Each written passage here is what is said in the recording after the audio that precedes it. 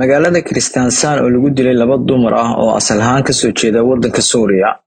Haweenkan oo Isniintii lagu dilay magaalada Kristiansand ayaa boolisku sheegay magacyadooda iyo xiriirka ka dhexeeya ninka dilka geystay.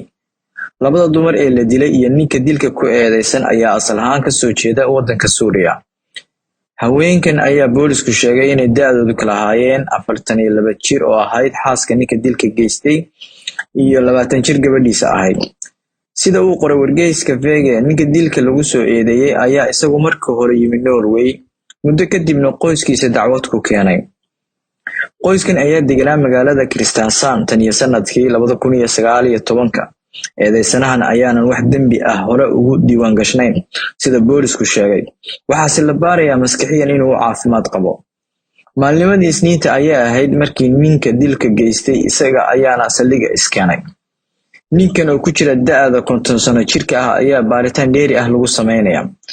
Bulshada ku dhaqan Kristiansand ayaa aad uga argagaxay dhacdadan, gaar ahaan bulshada Suuriyaanka ah ee degan magaalada.